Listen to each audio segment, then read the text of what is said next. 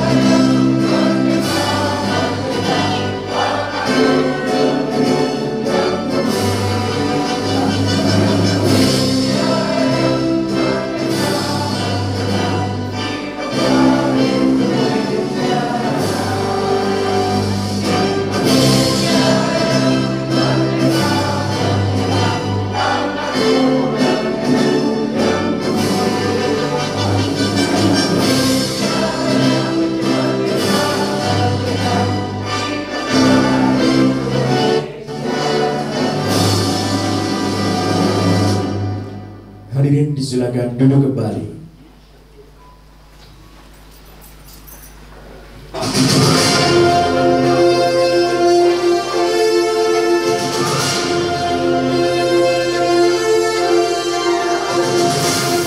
Sesaat lagi Anda ikuti forum diskusi Semarang Trending Topic Becoming Lifelong Learner. Becoming Lifelong Learner. Menghadirkan narasumber Dr. Hendra Prihadi SEMM, Kepala Lembaga Kebijakan Pengadaan Barang Jasa Pemerintah RI, Profesor Dr. S. Martono MSI, Rektor Universitas Negeri Semarang, Haryanto Kusuma Halim, CEO PT Marimas Putra Kencana, dan Tobi Hahahihi, Selebgram. Semarang Trending Topic dipersembahkan Radio Idola, didukung Hotel Ibis Style Semarang Simpang 5 dan Bolu Event and Talent Management. Sekarang sambutlah host Anda, Nadia Ardiwinata.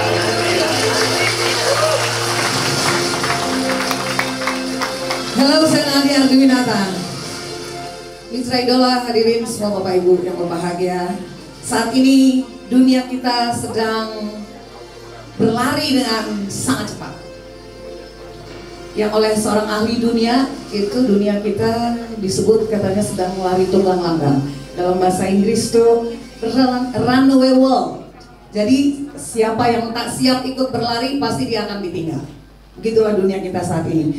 Dan yang menarik, laporan dari Forbes dan data dari Dell menyampaikan bahwa nanti di tahun 2030 sekitar 85% tenaga kerja akan bekerja pada bidang-bidang pekerjaan yang saat ini belum ada. Itulah kenapa banyak institusi pendidikan, ya, institusi pendidikan, perusahaan, kemudian sampai di level negara melakukan berbagai persiapan. Saya akan kasih beberapa contoh ya. Di Amerika, Massachusetts Institute of Technology (MIT) itu menawarkan program MicroMasters, yaitu serangkaian kursus pasca sarjana yang tersedia secara online. Beberapa bahkan diberikan secara gratis loh. Dirancang untuk memajukan karir profesional. Kemudian ada perusahaan software multinasional SAP melalui SAP Learning Hub-nya. Dia menyediakan kursus online gratis dari berbagai pakar di bidangnya Dan ini memungkinkan para profesional untuk memutakhirkan pengetahuannya dengan perkembangan digital terkini.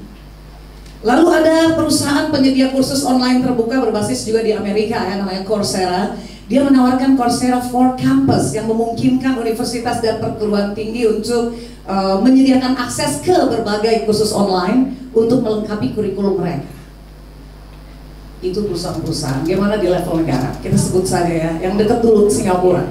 Singapura itu sudah mengimplementasikan mode pembelajaran seperti ini melalui yang namanya Skills Future. Dia sebuah program yang didesain untuk memberikan keterampilan baru yang terpersonalisasi untuk melayani kebutuhan dan aspirasi individu agar tetap selaras dengan kemajuan teknologi.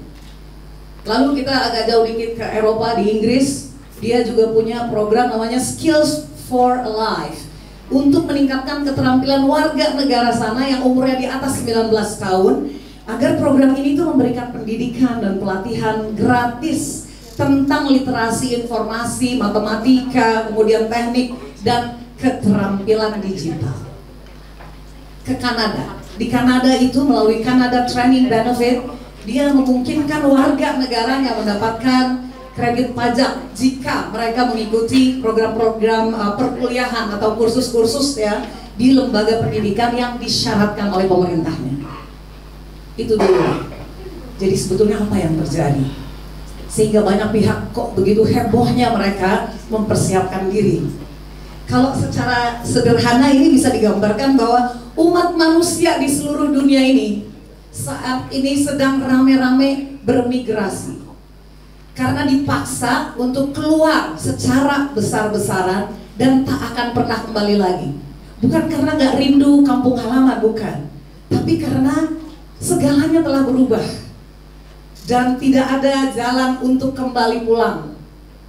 Maka pilihannya tinggal dua nih, mau shifting atau stand still, bergeser atau tetap aja diam di tempat. Maka kita mesti tahu bahwa migrasi besar-besaran yang saat ini sedang terjadi itu adalah perpindahan dari satu peradaban ke peradaban berikutnya. Jadi Mitra Idola, pilihan kita hanyalah be distinct or extinct, berubah atau punah. Dan caranya, satu-satunya cara untuk berubah, kalau kita mau berubah ya dan beradaptasi, itu adalah belajar, Pak. Udah nggak ada cara lain. Menjadi seorang pembelajar. Kalau saya mengutip ungkapannya Bill Cox, dia bilang constantly improve your skills, katanya. Secara terus-menerus tingkatkanlah keterampilan Anda. Because yesterday's world records are today's entry level requirement. Yang kemarin tuh adalah rekor dunia, hari ini tuh syarat minimal yang harus kita penuhi. Coba bayangkan, kayaknya serem. Ada orang yang santai-santai aja kan, apaan sih itu? Tapi ini adalah kenyataan yang terjadi yang kita hadapi. Nah pertanyaannya sekarang adalah, bagaimana dengan kita nih Indonesia? Terutama kita semua yang ada di ruangan ini, di kota Semarang dan Jawa Tengah. Apakah di tingkat individu kita ini sudah bergegaskah kita bersiap diri? Lalu di tingkat institusi, baik di perguruan tinggi, ya kemudian perusahaan, seberapa siap dalam menyambut perubahan yang terjadi? Dan di level pemerintahan, kabupaten, kota, provinsi, bahkan level negara, bagaimana persiapannya? Terus pertanyaan penting juga nih, yang saat ini sering dikumandangkan oleh para pejabat kita juga, gimana cara memobilisasi dan mengorkestrasi kesiapsiagaan warga keseluruhannya untuk memasuki peradaban baru ini. Mitra Idola, hadirin sekalian, inilah Semarang Trending Topic dari Radio Idola dengan tema Becoming a Lifelong Learner, menjadi pembelajar sejati. Bersama para narasumber kita, Radio Idola mendapat kehormatan karena hari ini ada pejabat publik penting yang di tingkat nasional yang hadir ke sini, tapi dia bukan orang lama juga, orang baru juga, dia sahabat kita, Pak Hendi, Dr. Hendra Prihadi SMM. Monggo Pak, silakan maju. Beliau Kepala LKPP Republik Indonesia. Tepuk tangannya yang meriah sedikit dong, Pak Hendi.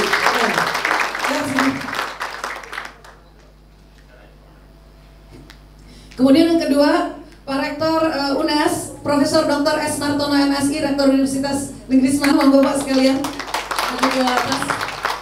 Selanjutnya adalah pengusaha kita yang sangat terkenal di kota Semarang dan Jawa Tengah dan di seluruh Indonesia juga karena podcastnya, Bapak Haryanto Kusuma Halim, CEO PT Marimas Putra Kencana. Dan seorang anak muda, Pak Rektor di tengah ya, oke. Seorang anak muda yang dia seorang influencer, dia dipertanyakan juga sikapnya mau kemana ya, merah putih kuning hijau atau biru. Tobi, haha, hihi, halo, Mas Tobi. Sebelumnya saya juga mengucapkan terima kasih ya buat Hotel Ibis Semarang yang sudah menyediakan tempat cukup sangat mewah ini untuk sebuah diskusi kita di Radio Idola. Juga terima kasih untuk para pendukung acara ini, ada Wolu organizer ya, mana Wolu? Oke. Kemudian juga ada beberapa pendukung Radio Idola juga yang sudah mensupport acara ini, terima kasih banyak. Dan kita langsung sambil tes mic mencoba menyapa tamu-tamu kita. Kayaknya pada tegang semua, kenapa ibu-ibu mbak-mbak di sini? Udah lama gak ketemu Pak Hendy ya? Pak Hendy banyak dapat salam katanya. Dari siapa? Dari orang-orang yang mencintaimu. Salam kembali. Salam kembali. Santai ya, mana senyumnya mana nih yang di sini? Ibu-ibu banyak, tepuk tangan dong. Ya, oke. Hendy bersama kita, kemudian Pak Prof. Pak Rektor UNES. Terima kasih Prof. sudah hadir. Kemudian Pak Haha. Selamat pagi. Oke, selamat pagi juga. Mic-nya oke ya, Pak Tobi. Pak Tobi, dia kok suara lembut banget. Kayaknya kalau di media sosial kamu sangat vokal, sangat vokal berpihak pada siapa. Oke, baiklah. Ini yang dengar kita di Radio Idola ya di 92,6 FM. Halo Mitra Idola, terima kasih sudah mendengarkan kami. Kemudian gak sempat hadir di sini juga karena berbagai kesibukan. Juga yang mendengarkan kita ini, acara ini akan direkam di video untuk nanti kita posting di channel YouTube ya. Mana tim ini? Timnya Idola. Oke, ya. Kemudian juga yang sudah hadir di sini nanti juga dapat kesempatan untuk berbincangnya. Sekarang saya akan mendahului dulu ya supaya talk show kita mengerucut nanti mendengarkan pandangan para narasumber kita. Mulai dari Pak Hendy dulu Pak. Siap Pak Nadia, selamat pagi Mitra Idola. Kita udah lama nggak ketemu Pak Hendy, lingkungannya udah beda sekarang. Sama. Tapi untung Pak Hendy nggak lupa akarnya itu loh, keren banget, tepuk tangan sekali lagi dong. Jadi gimana kalau Pak Hendy sendiri melihat dari uraian saya di paparan awal itu bahwa dunia sekarang sudah begitu berubah dengan cepatnya, runaway world ya, itu Bang Langgang, dan yang nggak bisa lari cepat bisa ditinggal. Sebagai seorang pejabat publik, gimana Pak Hendy melihat selama ini, apakah juga terjadi kayak semacam shifting atau pergeseran-pergeseran terkait tuntutan publik yang membuat Bapak nih harus selalu menyesuaikan diri juga Pak Hendy? Izin ya Pak Rektor, kan akademisi takutnya saya Bapak Ibu, kawan-kawan Mitra Idola, kalau menurut saya hari ini memang kita lagi bertransformasi. Bahkan semestinya sudah dari tahun 2000-an itu pergeseran itu terjadi, terutama pada saat mulai ditemukannya kemajuan teknologi yang luar biasa. Maka kita ini mau nggak mau dipaksa harus bisa mengikuti, kalau nggak ya tertinggal. Seperti contoh di tempat pekerjaan saya, kita punya platform namanya e-katalog. E-katalog itu proses pengadaan barang jasa tapi lewat online. Itu di launching teman-teman di 2013. Waktu itu pergerakannya nggak kelihatan, pergerakannya ya ada tapi nggak signifikan.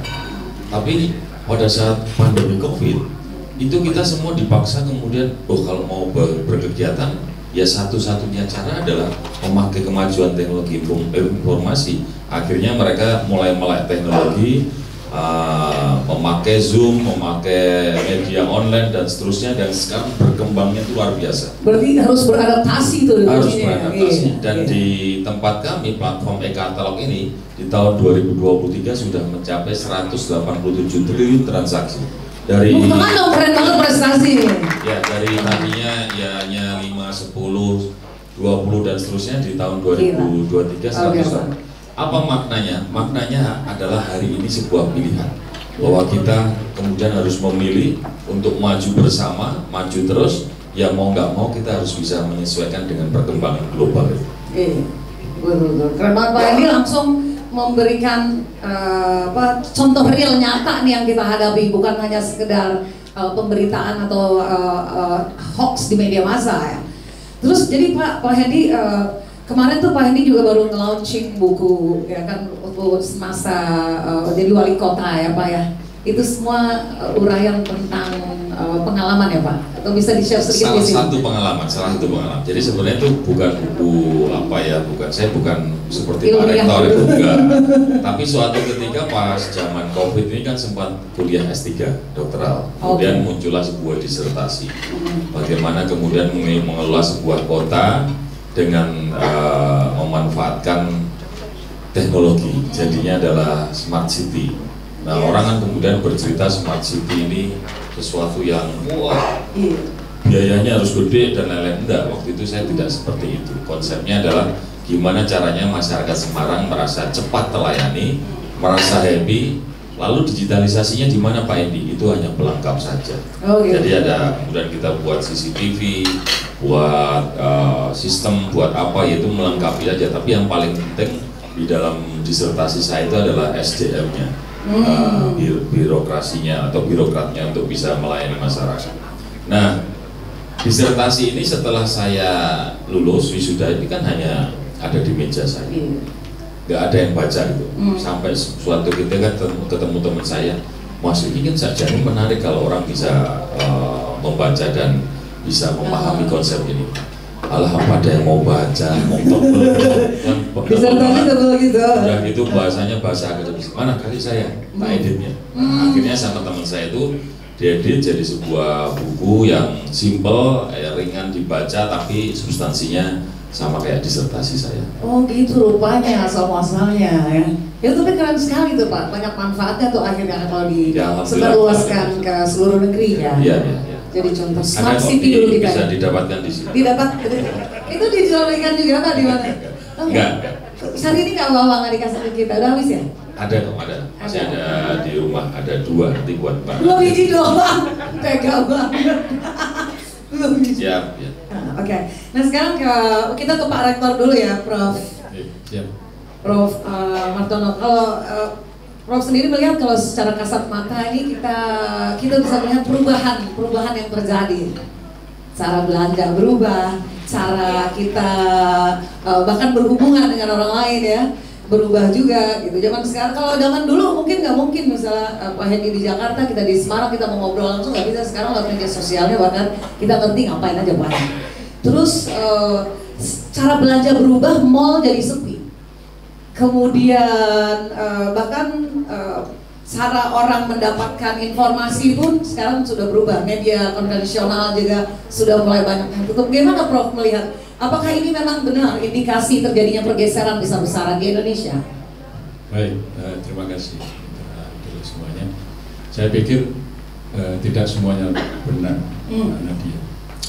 Orang mengatakan mall sepi itu kapan? Nggak pernah sepi, apalagi kalau weekend. Jadi perlu dipikirkan sebuah paradigma pendidikan itu formal, non formal, informal. Sampai kapanpun 3 ini tetap ada, hanya komposisinya yang sekarang berbeda. Formal itu tetap ada, mulai dari wajib belajar sampai pilihan perguruan tinggi.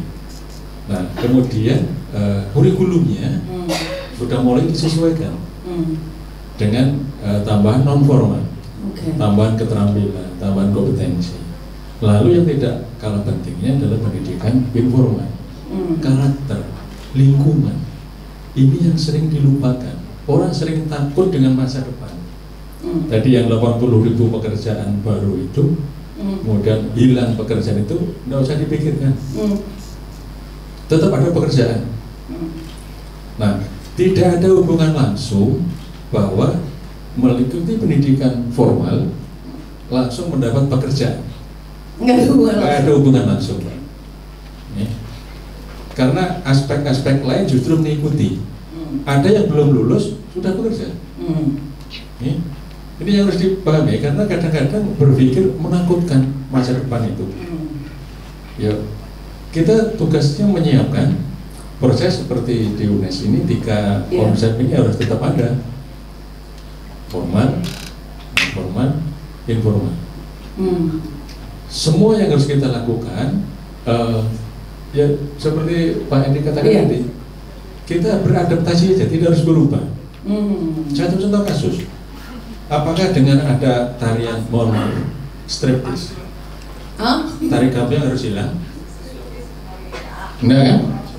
Ini contoh aja. Contoh ya itu pendengar tahu lah. Iya, pura-pura tidak tahu. Saya ingin mengatakan apakah dengan tarian baru itu kemudian tari gambiang hilang, tari merah? Enggak kan? Tetap harus ada. Nah, apakah akan mematikan yang lama? Tidak. Kita hidup berdampingan. Hari ini COVID masih ada. Tapi orang sudah tidak merasa COVID.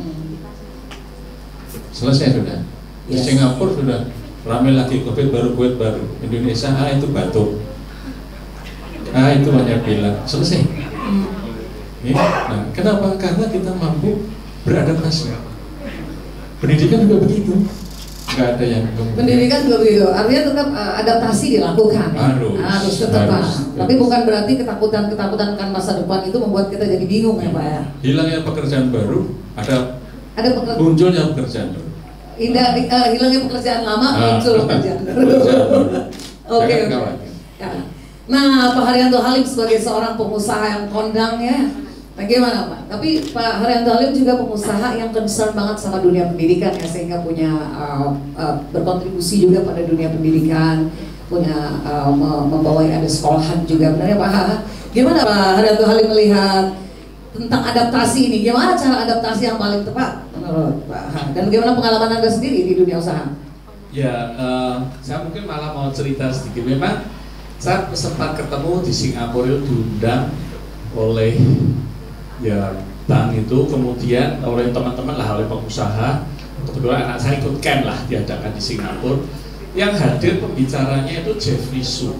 Jeffrey Su itu petingginya dari TSMC, Taiwan Semiconductor Company. Jadi topnya semikonduktor di dunia itu Taiwan, TSMC. Makanya Amerika mati-matian memproteksi Taiwan karena itu otaknya Amerika di sana.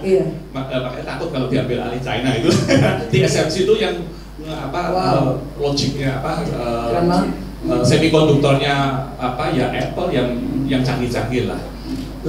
Di akhir pidatonya Jeffrey Su ngomong, there are 3 things that I want to say about AI, artificial intelligence. First, you have to be friend with AI. You cannot make AI your enemy. Gak bisa bikin AI musuhmu. Harus berkawan. Dirangkul. Ya kayak COVID harus dirangkul lah. Kalau jadi musuh ya kita yang capek gitu kan.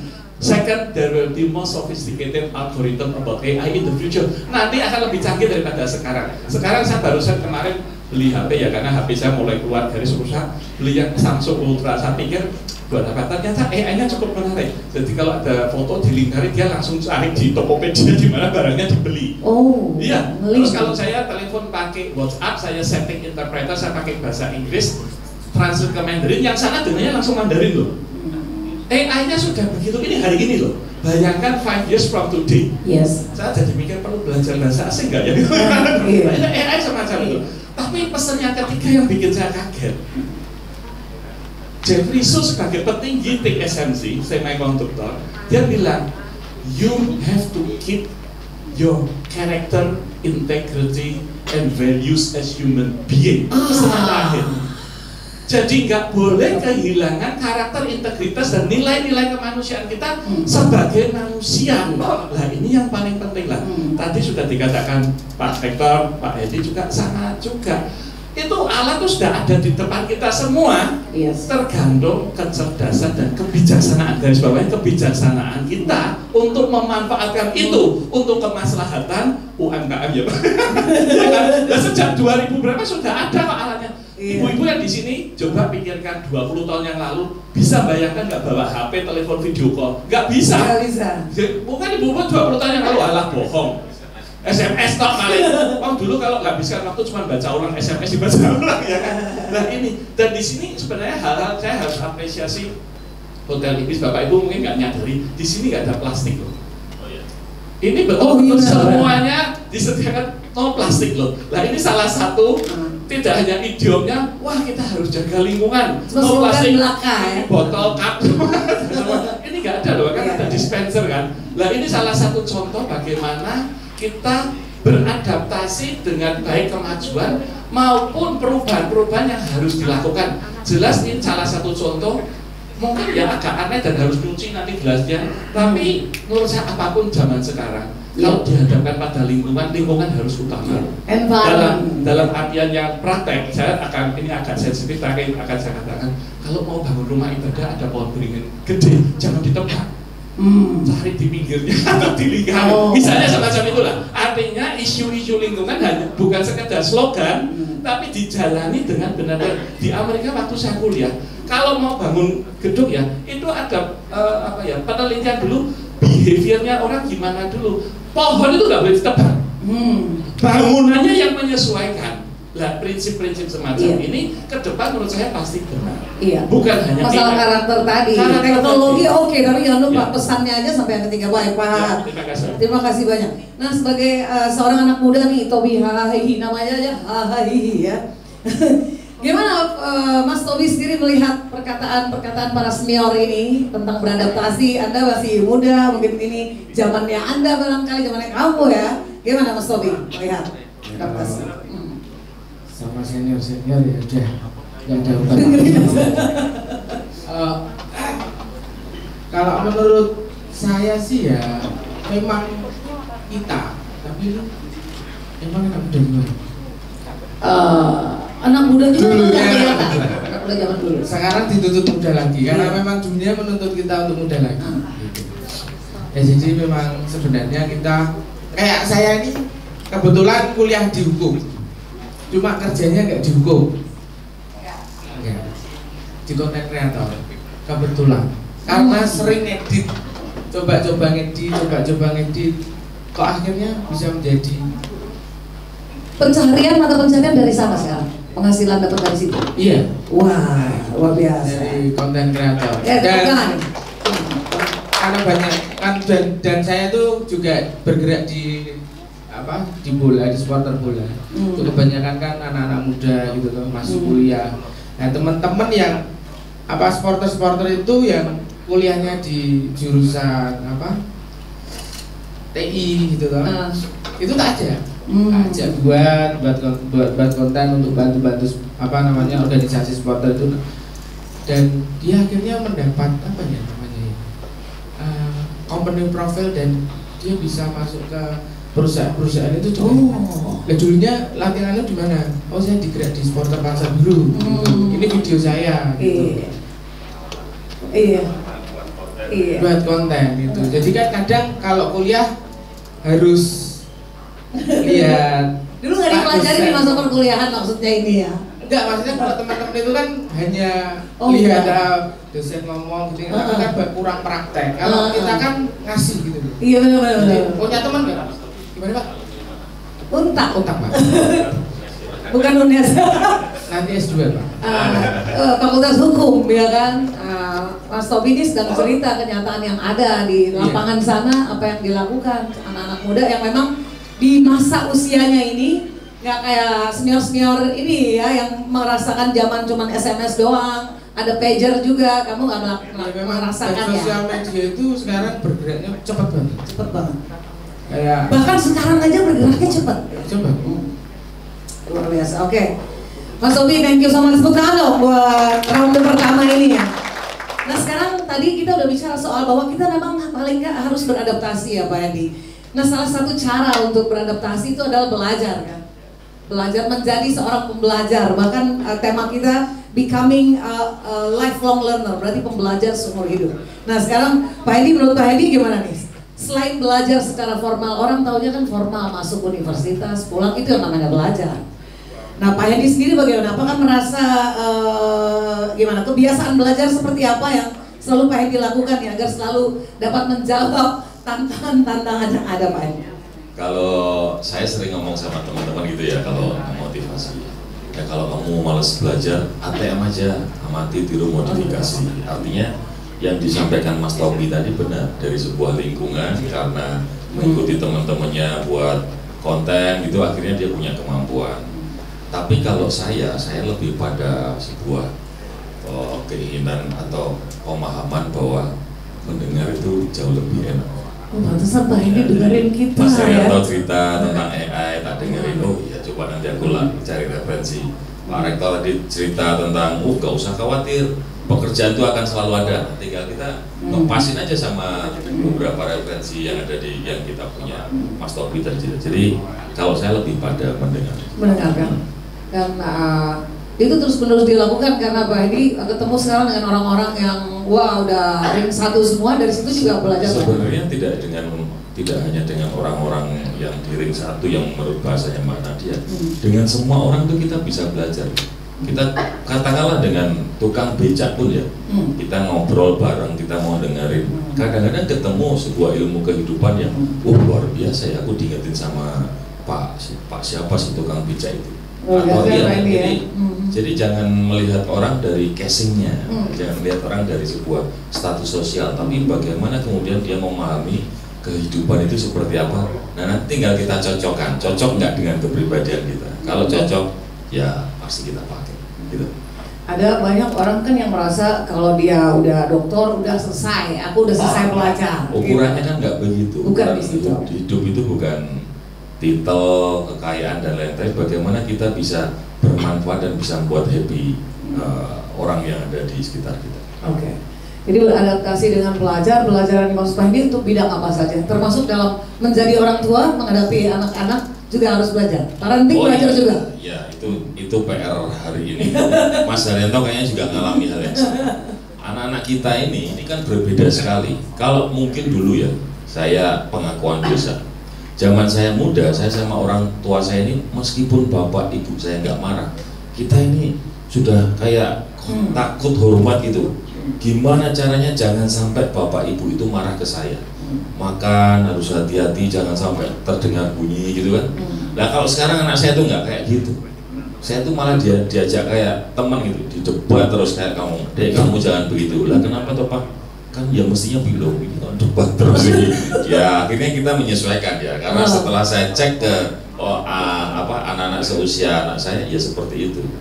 Nah bagaimana kemudian generation gap ini ya antara orang tua dan anak itu, kita sebagai orang tua ya minimal bisa memahami mereka, tapi ada patron-patron tertentu yang mereka kemudian harus paham, itu tidak boleh dilanggar. Oke. Jadi menjadi orang tua pun juga kita harus belajar, harus menyesuaikan diri. Ya. Nah, udah ketemu belum? Atau sekarang masih belajar? Proses terus ya. Berproses terus. Oke. Baiklah. Seru banget, nanti kita lanjut lagi ya Pak Edi soal belajar ya Pak Edi. Sekarang kita ke Pak Rektor dulu ya. Prof, kalau Albert Einstein bilang katanya nilai pendidikan perguruan tinggi itu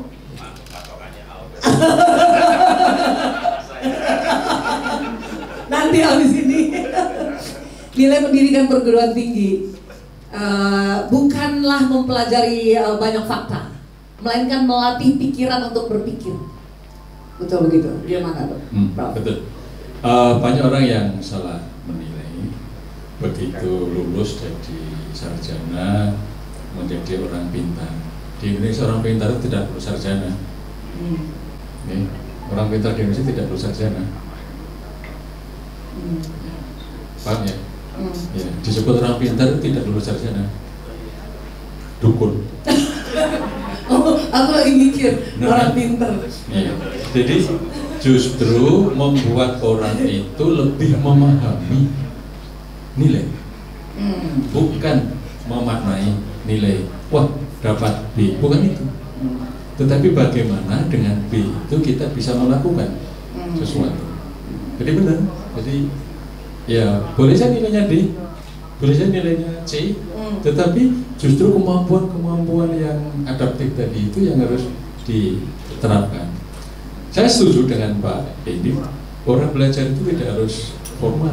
Di bangku sekolahan doang iya, ya. Justru kalau kita hitung hanya 6 tahun di SD, 3 tahun di SMP, 3 tahun di SMA, 12 tambah 4 tahun di S1, baru 16 tahun ya. Iya. 16 tahun, satu hari ini hanya 8 jam.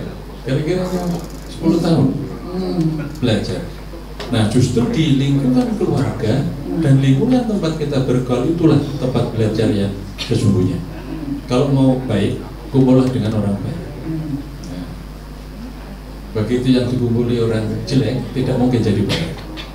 Belajar jadi jelek maksudnya. Belajar juga.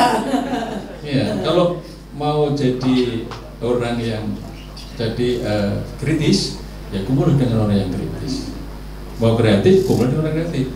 Oke. Ya, Berarti memang perguruan tinggi itu kalau hati berpikir ya, Iya. iya. Apa kemampuan istilahnya apa itu system thinking ya, pembentukannya. Betul. S1 itu basicnya berarti, Iya. strata 1. Betul. Iya. Itulah gunanya di perguruan tinggi mungkin ya, sistem tinggi. Tetap dibutuhkan. Jadi Tetap dibutuhkan.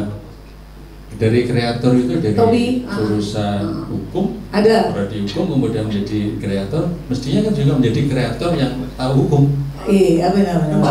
Jadi sistem thinkingnya udah terbentuk ketika saat kuliah. Oh iya, kalau ini plagiasi, oh ini tidak. Iya, Oh benar. ini menjiplak bisa kena. Nah itu Iya. pasti beda. I see, oke. Nah, Pak Haryanto Halim, Anda juga pengusaha, tapi belajarnya bukan hanya di perguruan tinggi aja ya. Pak Hahe ini kayaknya udah dokter juga kalau nggak salah ya. Masih master, oke. Berarti gimana? Selain belajar secara formal, Pak Haryanto Halim kan juga harus banyak belajar untuk beradaptasi dengan dunia usaha tadi. Apa saja bisa di-share Pak mungkin supaya dapat menjadi pelajaran buat kita semua juga? Ya, tadi saya setuju dengan Pak Edi. Jadi kita harus bisa belajar dengan siapapun. Istilahnya gini, guru sejati itu adalah yang bisa menjadi murid yang baik lagi. Guru itu kalau tidak bisa jadi murid yang baik, jangan jadi guru, gitu aja lah. Jadi memang bisa belajar dengan siapapun, itu adalah guru yang baik. Lah ya, saya pun sebagai pengusaha dan juga karena di bidang pendidikan, tapi saya pun juga ya kemarin juga factory tour ke pabrik lain itu ya wajib. Dan kita lihat wah ini canggih sekali mesinnya, tapi saya tahu wah kalau untuk produk dia sudah bisa kapasitasikan, diotomatisasi masih mungkin. Kalau tempat saya yang masih mungkin belum skala sebesar itu, ya mungkin harus ada manualnya. Tapi kita kan belajar. Kalau satu ketika mencapai tahapan itu bisa. Kemudian sekarang sistem warehouse, bisa saya cerita aja, warehouse itu sekarang adanya dark warehouse. Dan warehouse itu tanpa manusia, semua digerakkan dengan robot semua. Jadi irit sekali, nggak ada manusianya. Itu satu gudang saya tinggi mungkin 6-7 meter, dia 30 meter. Stacking bisa sampai 20, saya paling 4 stacking. Jadi sangat efisien, irit, tapi nggak pakai manusia. Dan terus nanti manusia kerja apa? Ya masih ada lah yang masuk-masukkan ke truk, masih ada misalnya. Tapi gini, jangan takut bahwa akan kehilangan pekerjaan, saya setuju sekali. Dan jangan stres. Yang perlu dibina adalah learn how to learn. Belajar bagaimana kita belajar. Kemarin saya ngasih kuliah di Untarto, Universitas Karangturi juga ini. Ya sedikit promosi boleh ya? Boleh. Artinya saya agak mengkritisi mahasiswa karena saya ngasih kuliah packaging, food packaging. Jadi, do you know what is food packaging? Yang beberapa jawaban. Lain kali kalau mau kuliah, tahu topiknya apa? Browsing dulu, belajar dulu. Kalau bisa baca textbooknya, baca dulu. Jangan plong-plongan dengarkan. Nah, menurut saya hampir semua siswa dan mahasiswa masih begitu gitu lah. Artinya mereka masih, saya selembar kertas kosong yang perlu diisi. Salah. Ya artinya, lah ini pun sampai kapanpun menurut saya kita harus terus belajar meningkatkan diri kita dengan siapapun dari sumber manapun. Iya. Keren banget. Oke. Aku jadi ingat kayak waktu Pak Haryanto Halim bilang pergi ke pabrik perusahaan ngelihat perkembangannya. LKPP juga Pak ini sering keliling-keliling ya Pak ya. Itu belajar juga Pak. Oh iya, sebenarnya kalau di LKPP kita keliling ke daerah, ke kementerian lembaga, tempatnya sosialisasi. Tapi yang saya bisa tangkap pada saat mereka kemudian bertanya, oh ternyata ada keluhan ya, sistem ini ternyata tidak bisa diterapkan oleh mereka karena beda. Itu jadi evaluasi. Mendengarkan, menyerap aspirasi kalau kata teman-teman dewan gitu. Ya itu salah satu kalau dalam bahasanya Pak Hendi itu adalah pembelajaran untuk adaptasi. Iya. Oh namanya gitu ya. Bukan kosongan doang ya. Nah, gini, ini ada cerita nih. Pada saat saya masuk Oktober 2022, itu waktu itu teman-teman kami ini bahkan tidak pernah mengadakan kegiatan sosialisasi yang masif. Saking lurusnya, saking mereka memahami sebuah integritas, ketemu dengan teman pengusaha aja tidak mau. Begitu, benar. Padahal butuh banget ya kalau saya bilang, Yang penting kan nggak ada sesuatu untuk kepentingan kita pribadi, tapi bahwa kita justru harus sering ketemu teman pengusaha dan semua penyedia jasa. Kalau enggak, kita nggak tahu keluhannya. Kan ini kayak hanya menyiapkan platform, mereka suruh pakai. Nah, cara mereka pakai ini kan perlu disosialisasikan. Nah, akhirnya dimulai 2023-2024 kita mulai anggarkan secara masif, turun ke daerah, turun ke kementerian lembaga untuk menyerap aspirasi, mendengar, dan juga kemudian mengimplementasikan dalam kebijakan kita. Ini keren loh, Pak Andi bicaranya soal Indonesia loh, kalau tepuk tangan dong, kita jadi tahu ya. Nggak usah tentang negara kita. Tobi Hai, mendengar penjelasan itu tadi, kalau dari Pak Haha bilang mahasiswa kita sekarang kok nggak punya bekal dulu, bekal mental dulu, paling nggak dia isi dulu untuk menyerap sesuatu. Pak Edi juga bilang dulunya padahal mereka juga belum tahu ya, jadi mesti ada seseorang kalau menurut saya, dia yang kayak semacam pemicunya, memimpinnya gitu, untuk menunjukkan arah yang benar.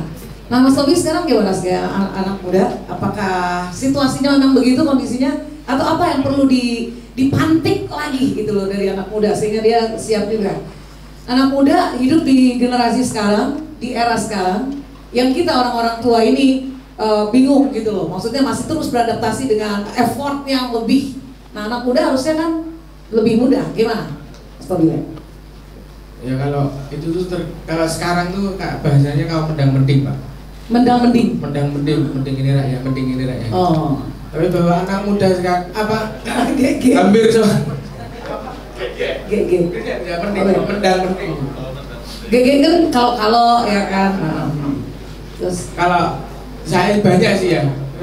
Termasuk saya juga dulu pernah sih dalam situasi yang seperti ini gitu. Cuma bagaimana kita bisa merubah diri kita sendiri gitu.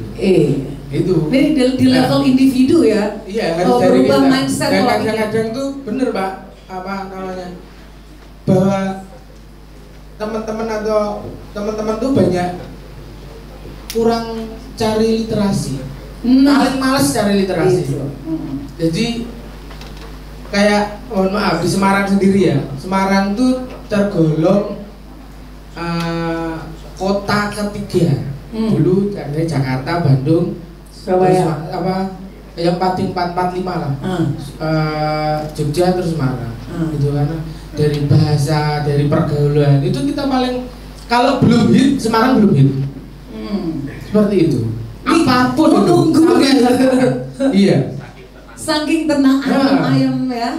Makanya makanya kita bagaimana kita harus berubah kayak biar ada apinya gitu maksudnya ya. Kalau dilihat teman-teman influencer di Semarang sekarang yang paling ramai itu kebanyakan malah teman-teman dari Purwodadi. Mereka yang migrasi ke sini, terus mereka yang berubah. Akhirnya banyak teman-teman yang dolanan sosmed. Memang seperti itu kenyataannya. Dan bagaimana untuk kita sendiri berani nggak berubah gitu. Ya, saya sebenarnya pemalu, Bang. Pemalu saya. Tapi karena tuntutan peran saya jadi nggak boleh malu-malu gitu. Bisa apa yang mengisi di sini gitu. Ada the power of kepepet juga. Iya, the power of kepepet. Kalau memang seperti itu dan sosmed sekarang. Kalau kamu nggak keluar dari zona nyaman mungkin ya. Ya kamu nggak akan bisa merubah dirimu sendiri apapun itu. Aku sebenarnya itu kayak semacam orang bilang kalau zaman dulu kan patah kuno tuh thinking out of the box, itu udah kuno sekarang. Thinking without the box ya. Nggak ada tanpa kotak. Kamu harus berpikir kreatif banget, creative thinking, innovate ya, inovasi dari pemikiran-pemikiran. Karena kalau kita bicara medsos pun juga kan kompetitormu banyak sekali kan.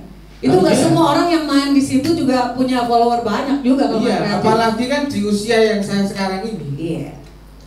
Itu masa tapi PR-nya berarti kalau Tobi bilang ke individunya juga ya. Iya, semua dari diri kita. Kita mau gerak kemana dulu ya gitu. Iya. Kita mau jalan kemana ya udah jalan aja. Terserah itu nanti seperti apa. Ya itu garismu gitu. Jalan dulu gitu. Jalan dulu aja. Kalau orang Jawa bilang apa? Dipikir sambil ngaku. Iya. Dipikir sambil lari berarti harus lari. Oke. Keren Mas Tobi. Ini kita ada satu ronde lagi sebelum nanti break ya. Nah, Pak Hendy ini sekarang. Saya mau ngutip kata-katanya seorang filosof. Kayaknya dapat juga ya. Dia filsuf Jerman, namanya Arthur Schopenhauer. Jadi kalau filsuf itu kan pemikir, Pak. Dia bilang katanya hanya sedikit orang yang dapat berpikir, tetapi setiap orang ingin mempunyai pendapat, padahal nggak mikir. Dan apa yang tersisa selain mengambilnya dari orang lain, pendapat orang lain, alih-alih dia membentuk opini untuk dirinya sendiri. Nah, gimana Pak Hendy melihat kebenaran dari pernyataan si filsuf ini? Sekarang lihat juga nggak kalau kita cek di platform X ya, dulu Twitter, pemikiran itu biasanya kalau di X itu kan kutipan orang atau kisah apa dan lain. Itu kadang-kadang bukan pikirannya sendiri karena orang tuh malas pikir sebetulnya tadi. Pak Hendy lihatnya situasi ini bagaimana Pak? Ya memang orang punya kemampuan yang berbeda-beda ya, nggak bisa disamaratakan. Karena kalau sama rata ya kehidupannya nggak menarik. Maka saya setuju sama siapa tadi, Mbak? Schopenhauer. Ya itulah, pokoknya saya setuju aja. Karena dalam kehidupan mesti ada yang ahli di bidang bisnis, ahli yang di bidang akademisi dan lain-lain, supaya terjadi sebuah proses pembelajaran yang terus-menerus. Coba misalnya kita bayangkan, miliaran orang hidup di dunia ini, semuanya punya kemampuan yang sama, semuanya punya pemikiran sama. Wah, nggak menarik dunia ini. Karena kita mau ngapain, dia udah tahu kita mau ngapain, kan sama. Jadi disitulah letak menariknya sebuah kehidupan. Saya ini lagi serius mempelajari ilmu kehidupan. Iya benar. Ternyata lagi tren stoik Pak. Stoik itu filsuf zaman stoikisme. Ternyata tentang hidup, menarik sekali bahwa ya hidup ini tidak hanya sekedar kita dilahirkan, sekolah, bekerja, ngidupin keluarga, tapi ada banyak hal yang di sekitar kita ini kalau kita perhatikan, wah itu kemanfaatan kita ini justru sangat diharapkan untuk bisa kita berikan sebanyak-banyaknya sekitar kita. Itu Pak. Iya. Keliru ya? Benar banget. Aku jadi terharu dengan jawaban Pak Hendy. Aku nggak nyangka loh Pak Hendy punya pikiran seperti itu. Sungguh luar biasa. Kalau kita baru 1,5 tahun nggak ketemu ya. Iya, 1,5 tahun nggak ketemu. Dan kita bersyukur nanti waktu akan ketemu lagi ya dengan di ibu kota provinsi. Termasuk saling menarik gitu ya. Ya itu. Gimana? Ini teori ini saya ketemu di sana di Jakarta. Kenapa sih orang Semarang itu kok dalam hati saya, mudah-mudahan enggak. Mari kita kemudian rubah nih ya pemikiran. Kok kalau lagi sukses di sebuah tempat, bukannya narik warga-warganya, bukannya narik jaringan-jaringannya, tapi malah kekuatan dari kota-kota lain ini terasa. Misalnya ada kelompok Jogja, kelompok Bandung, atau lebih spesifik lagi agama, ITB dan lain. Ya Undip mungkin adalah kita, karena saya ada di dalam kepengurusnya. UNES masih belum terdengar nih Pak Rektor, mesti digencarkan lagi. Nah menurut saya, mari kita kemudian membangun kebanggaan sebuah kota wilayah dengan cara mengumpulkan tokoh-tokoh itu kemudian bisa memberikan masukan, sharing, termasuk merekrut kemampuan-kemampuan seperti Mas Tobi Hahi yang punya potensi taruh mana dimunculkan dan seterusnya. Ini yang menjadi kegalauan saya dan sedang saya upayakan untuk bisa membuat orang-orang Semarang hebat di Jakarta karena akhirnya pada berkumpul dan melakukan upaya rekrutmen dari warga Semarang. Banget pandangan ke depannya Pak Hendy. Mari kita doakan semoga lancar pemikirannya Pak Hendy ini ya. Nah, Pak Rektor, Prof, sekarang tadi kita bicara soal bagaimana berpikir, gimana orang mau belajar, tapi kenyataannya tadi cerita Pak Tobi sama Pak Haha, apa namanya istilahnya tuh sumber daya manusia kita. Tapi level HD indeks human capital index kita Semarang udah lumayan Pak. IPM indeks apa namanya? Indeks pembangunan manusia. Ya, Oh my God. keren dong. Udah lumayan, ya siapa dulu yang dulu ya, oke. Buita kan begitu. Berarti masih rendah tingkat literasi kita ya Prof ya, dibanding negara-negara tetangga Indonesia. Nggak usah jauh-jauh Indonesia, kita keseluruhan Semarang dulu lah, apalagi kalau yang di Pak Hendy itu sering ke daerah Indonesia Timur, kemana ya Pak, itu lebih parah ya Pak. Nah kita bicara Semarang dulu deh, kalau Semarang aja kayak gini gimana yang lain gitu, yang dipojokkan. Jadi apa kira-kira upaya yang harus kita lakukan untuk mendorong ini Pak, budaya orang mau belajar, mau mikir lebih Baik, sebenarnya penilaian itu hanya target tertentu. Jadi bisa namanya tidak harus itu menjadi tujuan. Jadi siapa ranking itu siapa yang menilai punya kepentingan. Ya seperti survei lah begitu. Justru yang terpenting adalah mempersiapkan setiap individu tadi itu untuk mampu menyesuaikan kondisi yang dihadapi. Ya. Orang mengatakan Indonesia negara miskin, faktanya enggak. Kan begitu. Karena siapa yang menilai dulu? Daerah-daerah luar lebih parah dibanding di Jawa. Iya, karena kita melihat kacamata dari kacamata di Jawa, iya. Tapi begitu kita melihat dengan menggunakan kacamata mereka nyaman kok. Terkadang kita memaksakan pikiran kita agar mereka mengikuti kita. Ada satu pesan Mbak Nadia kepada orang tua atau calon orang tua, jangan memaksakan kebanggaan orang tua kepada anaknya. Biarkan anak yang bangga dengan dirinya.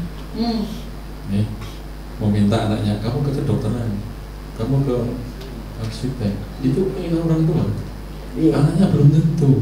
Sama, buat daerah kita, wilayah kita bangga dengan daerahnya sendiri, tanpa melihat daerah lain.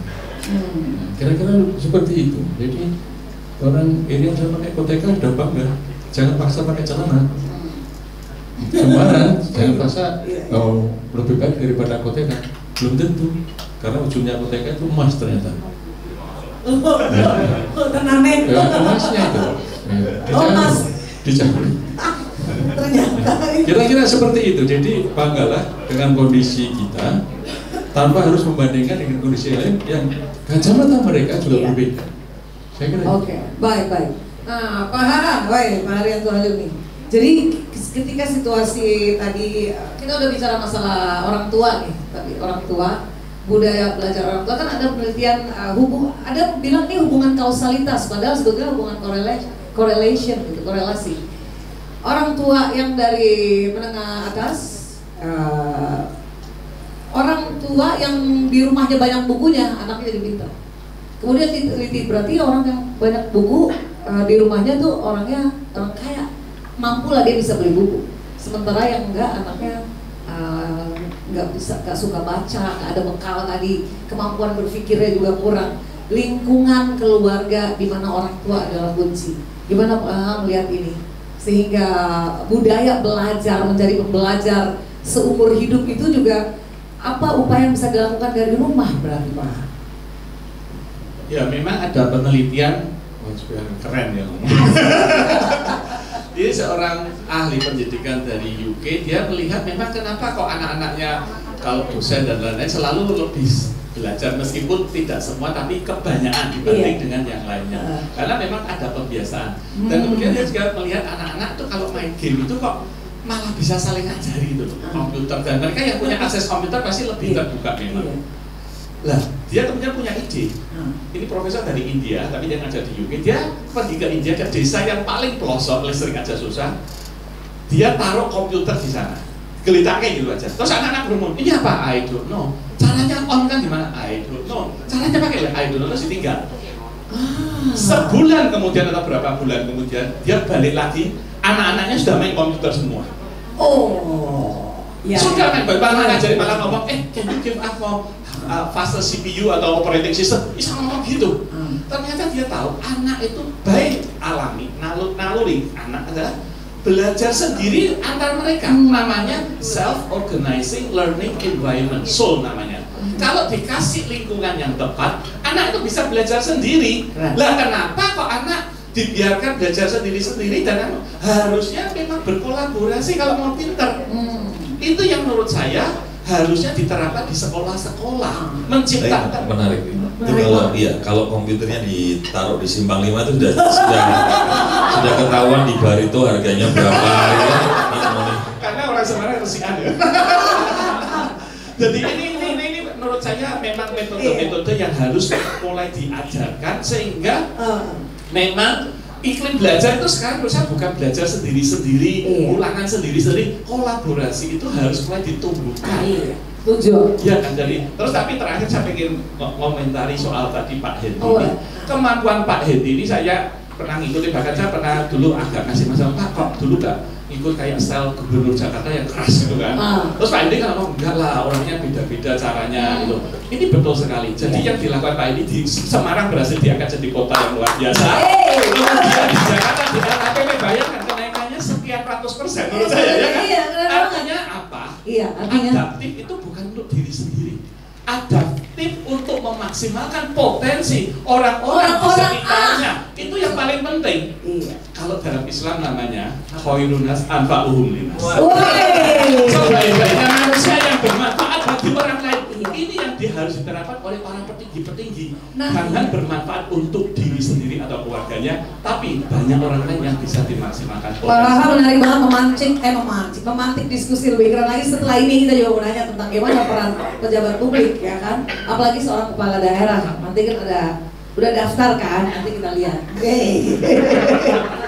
Orang satu belum ditanyain. Mas Tommy, nanti habis itu waktunya udah break. Nanti anak muda seperti apa? Nanti ya kita break dulu sekitar 6 menitan. Mitra Idola jangan kemana-mana. Silakan bisa dinikmati snacknya. Kita kembali saat lagi. Tetap bersama kami.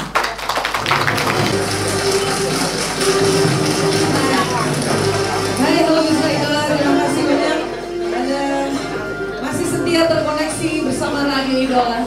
Jangan lupa sekumpulan orang biasa yang terkoneksi jauh lebih hebat dari jenius yang terisolasi. Hari ini kita di Semarang Trending Topic dengan tema Becoming Lifelong Learner, menjadi pembelajar seumur hidup, yang menghadirkan 4 narasumber kita yang sungguh luar biasa. Mudah-mudahan semua teman-teman, ibu-ibu, bapak-bapak, mas dan mbak yang hadir di sini juga mendapatkan inspirasinya ya. Salah satu niat, the reason for being kenapa Radio Idola ada adalah untuk memandu dan membantu mencerdaskan kehidupan bangsa. Dulu Jakarta, ibu kota negara, sama daerah-daerah itu kita kalau ke Jakarta dibilangnya orang daerah. Nah ketika Idola hadir di Semarang tuh kita pengen ini bukan daerah, makanya Radio Idola membuat format siaran seperti ini gitu. Kita menghadirkan banyak materi-materi siaran yang paling tidak bisa encourage ourselves gitu ya, to improve our skills, our knowledge, dan juga our motivation gitu untuk belajar lebih giat lagi dalam hidup kita, baik dalam individu, bisnis, usaha maupun juga di level perusahaan juga. Nah sekarang kita akan lanjutin lagi, masih disiarkan langsung nih Mitra Idola dari Ibis Style Hotel Simpang 5 Semarang, dan didukung oleh tentu ada Wolu, juga ada Ibis Style dan beberapa pendukung kita lainnya. Saya lihat juga ada beberapa yang pendengar setia hadir di sini, juga pendukung setia Idola. Tadi di segmen sebelumnya kita sampai di Pak Haryanto Halim menyisakan satu anak muda ya, Tobi Hahihi, untuk juga memberikan pendapat dan pandangannya nih terkait soal tadi yang kita bahas terakhir, soal bagaimana dalam diri kita tuh harus juga ada di dalam keluarga, budaya anak-anak tuh harus dibuat supaya dia tuh mau kreatif. Itu ternyata lingkungan sangat berpengaruh banget. Gimana Tobi melihat lingkungan kita, khususnya di kota Semarang sendiri, lingkungan pergaulan? Apakah keinginan untuk berpikir lebih kreatif lagi, kemudian keinginan untuk berkolaborasi itu sudah ada, sehingga di era teknologi ini di mana media sosial itu makin menjadi hits, itu bisa menyesuaikan diri juga dalam penghasilan juga dari sebagai content creator seperti yang Tobi punya.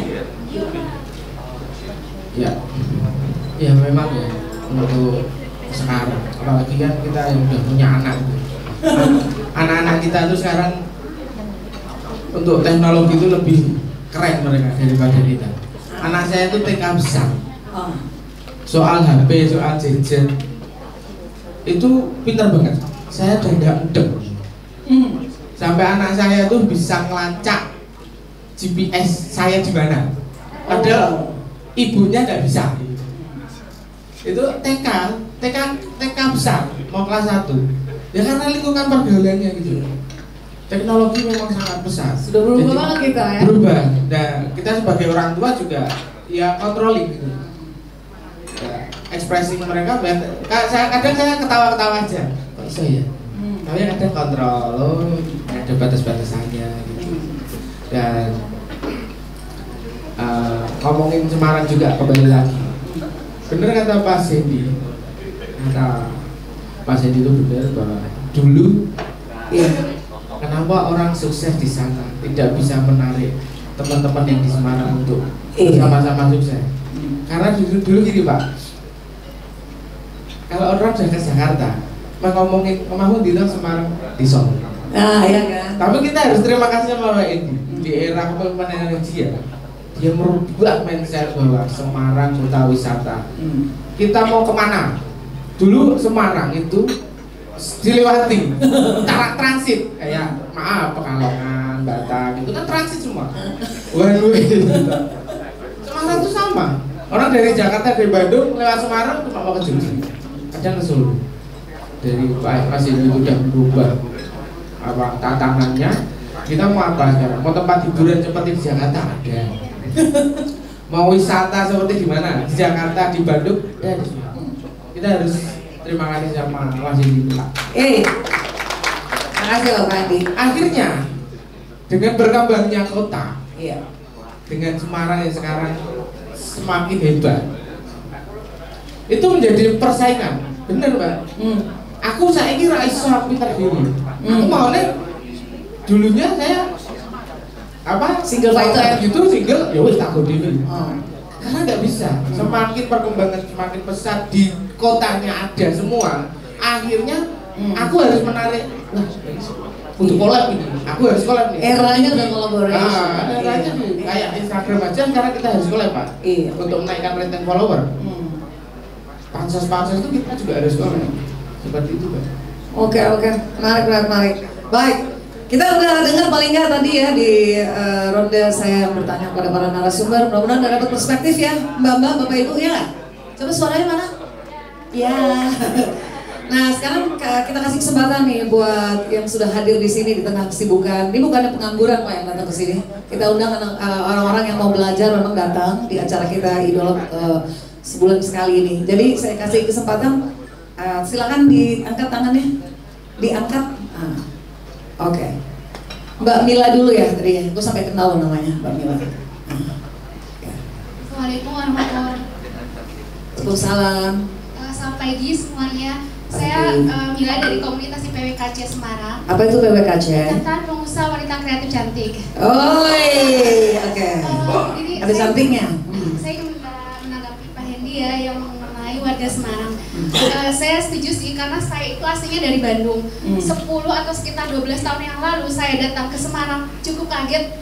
Kayak itu jomplang banget ya, saya di Bandung sama di Semarang itu waktu ada kegiatan di Semarang, kayak itu orangnya, maaf ya, enggak semua ya, waktu itu sekitar 10 atau 12 tahun yang lalu. Kayak itu pasif gitu kan. Terus kalau orang Bandung kan terkenal dengan kreatif, inovatif seperti itu kan. Dan waktu itu saya datang ke Semarang, jujur aja belum ada teman. Terus saya dalam hati diri saya ingin menciptakan sesuatu, harus menciptakan sesuatu. Dan saya coba, saya kenal beberapa orang, waktu itu saya kenal sama 7 orang aja. Saya coba bikin komunitas, mendirikan komunitas dengan program-program dan kegiatan-kegiatan yang menarik. Alhamdulillah sekarang anggotanya udah 300 lebih. Sekarang saya melihat dalam hati gimana caranya meskipun saya bukan orang Semarang ya, saya bisa memberikan sebanyak-banyaknya manfaat gitu.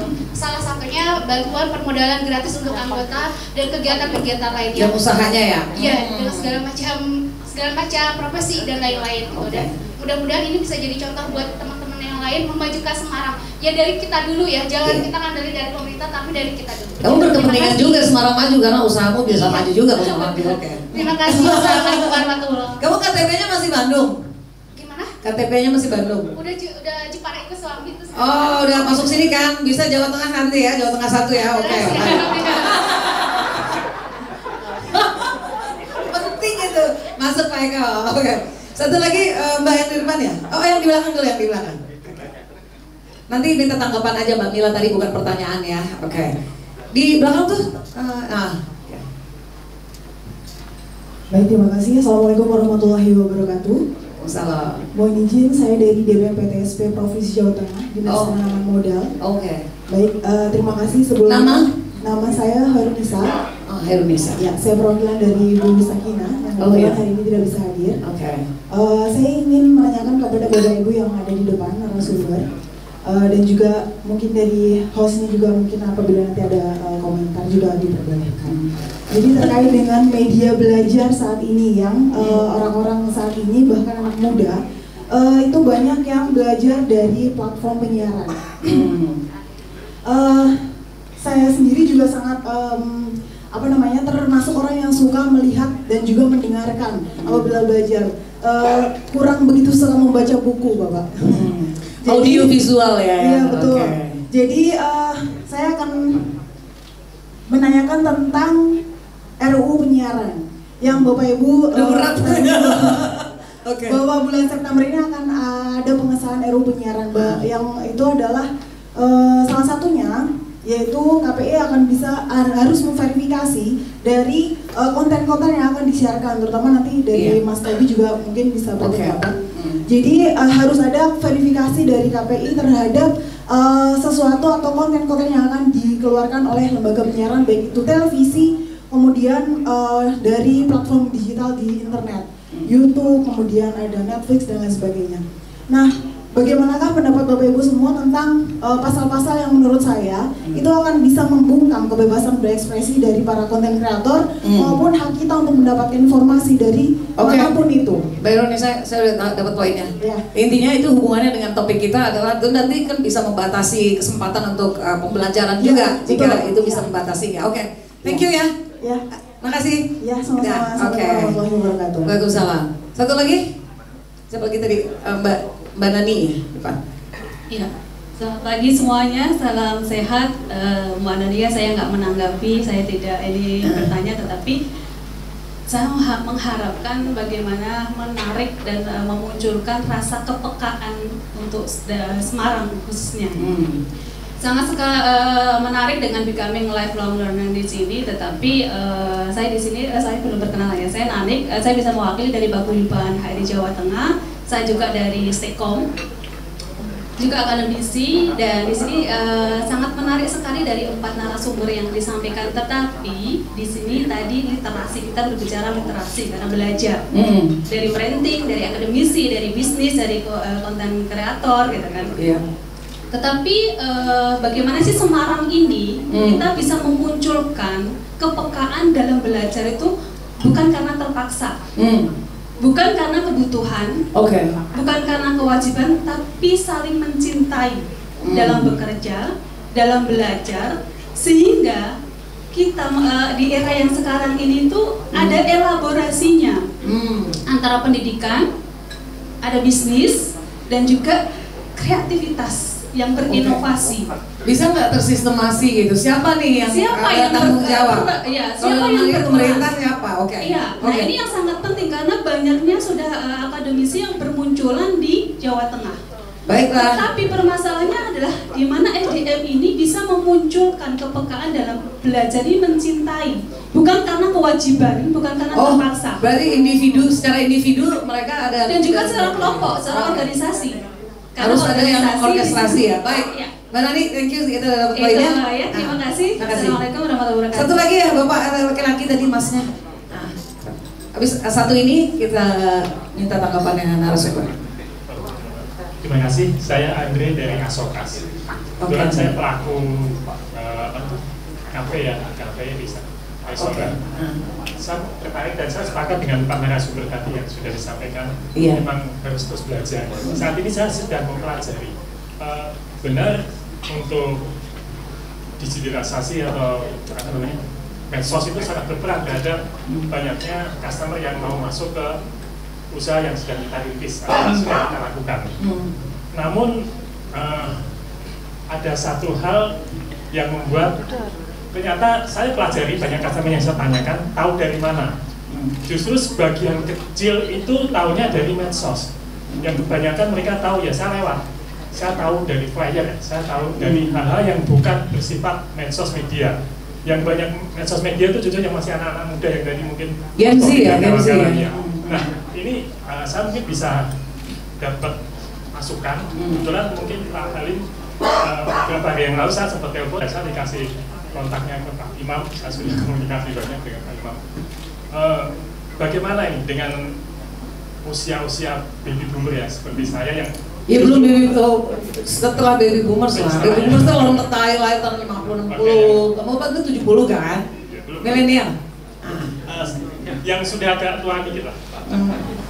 Karena mau nggak mau mereka masih sebagai pengambil keputusan untuk memutuskan mau kemana, untuk makan kah, untuk wisata kah, jadi nggak bisa dikesampingkan. Nah, tadi dengan banyak masukan paparan dari Pak narasumber ini, sebenarnya masih banyak yang bukan yang Gen Z atau milenial. Bagaimana mengedukasi mereka supaya, karena kalau sudah lewat jalur mana nih platformnya ya? Sudah orang tua itu alergi, apalagi IG, TikTok. Baik. Itu mohon pencerahannya. Makasih ya. Oke, ini sesi pertama sudah ya dari audiens, nanti yang lain bisa setelah kita minta tanggapan dari narasumber. Ada pertanyaan khusus dari buat Pak Haha, tapi masing-masing narasumber kita minta untuk kasih tanggapan ya. Pak Hendi dulu Pak. Oke, Mbak Mila, Mbak Nani, Mbak Nisa, Mas Andre. Pertama yang saya sampaikan begini, pada saat saya waktu itu bersama panjenengan di Semarang, saya melihat APBD Semarang. Jadi benar bahwa Mbak Mila tadi ngomong, kok beda sama Bandung? Kita pengen seperti Bandung waktu itu. Tapi kalau kemudian berharap membangun dari sisi pemerintah saja, nggak akan sampai kita ngejar Bandung, karena APBD-nya udah kalah jauh, apalagi dengan Jakarta, Surabaya. Maka waktu itu di tahun 2013 saya launching namanya konsep bergerak bersama.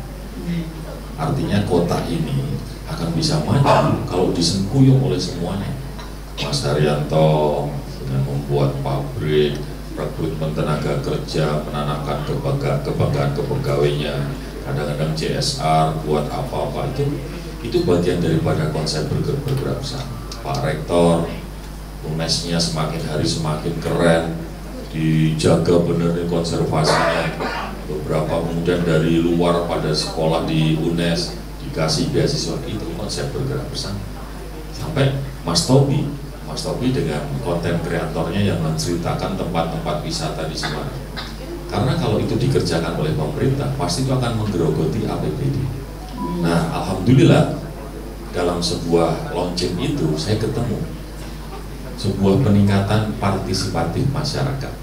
Jadi APBD ini tinggal saya kelola untuk yang benar-benar membutuhkan. APBD ini pasti kita pakai untuk membangun supaya masyarakat merasakan pembangunan, dan yang paling penting masyarakat yang middle low ini bisa merasakan langsung bantuan apa, pelatihan, bantuan dan sebagainya.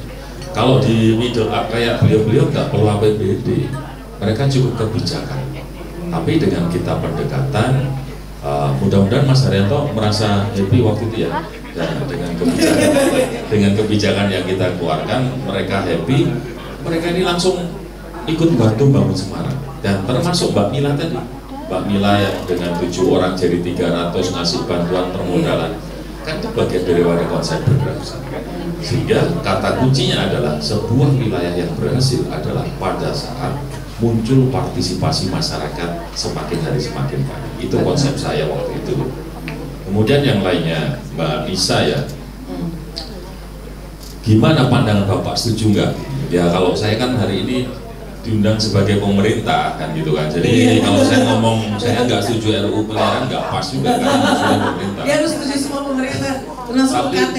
Tapi kalau saya baca ya Mbak Nisa, kenapa pasal-pasal itu harus diluncurkan? Karena mungkin hari ini pemerintah CQ-nya Pak Presiden atau Kominfo masih menganggap masyarakat kita belum siap menghadapi kemajuan teknologi ini, terutama di wilayah medsos, budaya dan seterusnya yang terjadi, supaya kemudian kemajuan ini tidak mengganggu peradaban kita sebagai warga Indonesia, sehingga harus ada verifikasi dari KPI. Ya kalau berikutnya, ya kalau mau protes-protes langsung ke bagian Kominfo, jangan tanya ke saya. Tinggal satu Mas Andre, digitalisasi gimana dengan baby boomer. Kita sama-sama baby boomer, tapi kita tidak boleh anti sama kemajuan teknologi ini, Mas. Jadi memang ada teman-teman saya hari ini yang mereka aku nggak mau pakai medsos, handphonenya juga meskipun canggih yang dipakai cuman fasilitas WhatsApp aja, yang lain itu ada. Tapi bahwa semakin hari jumlah yang pengguna ini semakin banyak di pasar. Jadi kalau jenengan nggak kelola dengan baik, ya pasti usaha yang panjenengan kelola itu tidak akan bisa maksimal didatangi oleh customer. Jadi pilihannya, ya mari kita kemudian pakai itu untuk memajukan usaha kita. Itu ya Mas ya. Ya, terima kasih Pak Najib. Oke, Prof. Iya, terima kasih. Mungkin untuk yang pertama ini sekarang sudah tidak mikir Semarang loh ya, yang dipikir Jawa Tengah. Sekarang levelnya udah. Yang levelnya udah beda. Sudah tidak silakan. Sudah tidak Semarang lagi, tapi sudah mulai konsentrasi mikir Jawa Tengah. Ya, milihnya orang Jawa Tengah. Iya, pembatasan di pasar-pasar RUU saya pikir sah saja. Begini, kita sering menggunakan pasal kebebasan, tapi tolong kebebasan kita miliki jangan sampai mengganggu kebebasan orang lain. Merokok bebas, tapi silakan di tempat merokok. Nah, sudah ya. Nah, kebetulan. Artinya begini, kalau tidak mau diganggu, jangan mengganggu. Ya, itu. Jadi kasarnya ini, kalau saya kebetulan dari Rembang ya. Kalau tidak mau mengganggu karena asap rokok, telan aja asap. Kan begitu. Tapi selama itu masih dirasakan mengganggu, maka tempatkanlah di tempat tertentu. Artinya begini, jangan sampai kebebasan itu kemudian dianggap saya kok dibatasi. Nah, ini yang kunci. Lalu iya, perlu wadah. Kami setuju ini untuk memunculkan kepekaan dalam belajar buat kolaborasi. Di UNES mahasiswa itu dari cara masuknya ada yang prestasi, kemudian di antaranya lebih khusus lagi dia hafal Quran, dia punya komunitas, kita bantu mereka, SPP kita bayari, uang bulanan kita beri, tapi tugasnya dia harus meningkatkan, kalau yang 20 juz menjadi 25, menjadi 30, lalu menularkan ke masjid dan pondok pesantren. Dia punya komunitas gitu. Terus mohon maaf sekali, kelompok mualaf kami biayai, kami santuni, kami punya rumah amal, semua dosen kami potong 2,5% setiap bulan. Terkumpul sekitar 3-4 miliar, nggak banyak seperti di Jawa Tengah. Tapi dengan uang itu kita gunakan untuk membina komunitas itu.